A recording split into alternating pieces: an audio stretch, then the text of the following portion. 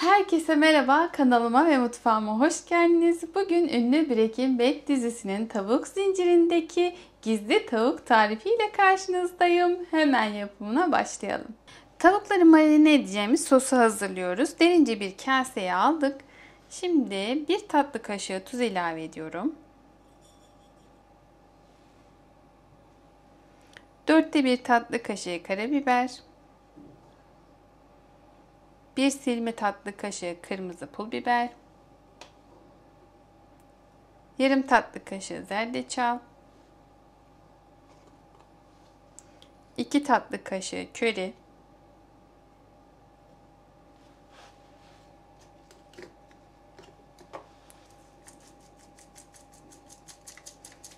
1 tatlı kaşığı kajun baharatı,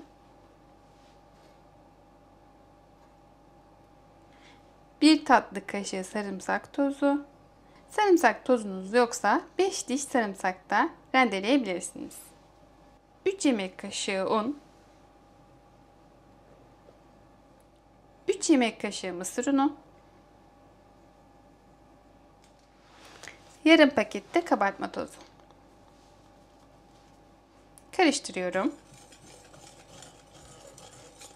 1 su bardağı süt ilave ediyorum.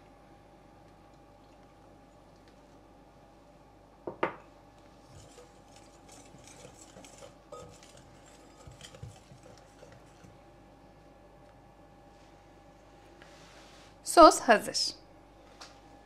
Yaklaşık 800 gramlık tavuk göğüs kullanıyorum. Kesebildiğim kadar ince ince kesiyorum.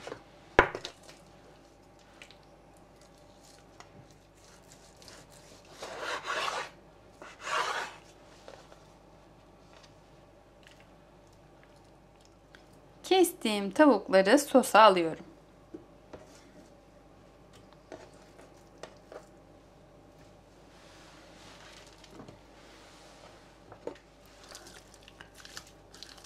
Sosla tavukları iyice karıştırıyorum.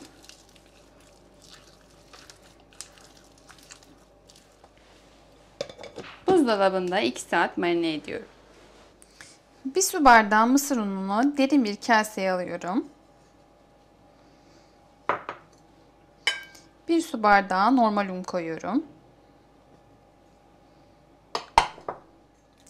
Yarım paket kabartma tozunu sosta kullanmıştım. Diğer yarısını da dış kaplamasına kullanıyorum. Yarım paket kabartma tozu ilave ediyorum. Karıştırıyorum.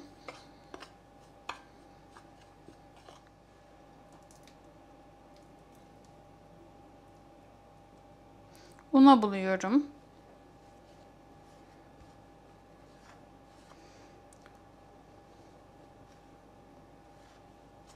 Sıkarak unun iyice işlemesini sağlıyorum.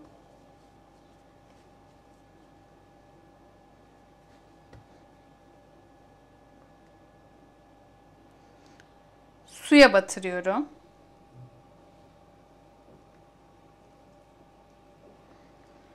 Tekrar unla kaplıyorum. Böylece çift kat bir dış kaplama elde ediyorum.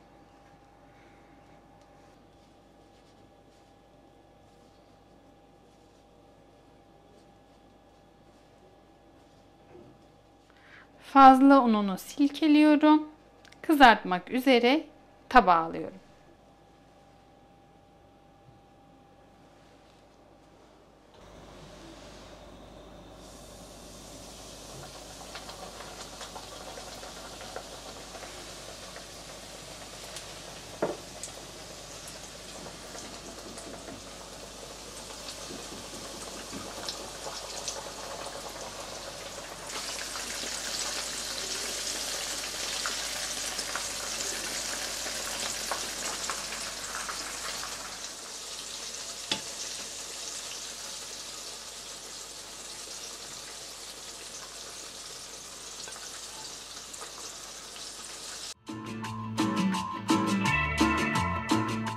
Umarım tarif hoşunuza gitmiştir. Bana destek olmak isterseniz videoyu beğenip paylaşabilirsiniz. Farklı tariflerde görüşmek üzere. Hoşçakalın.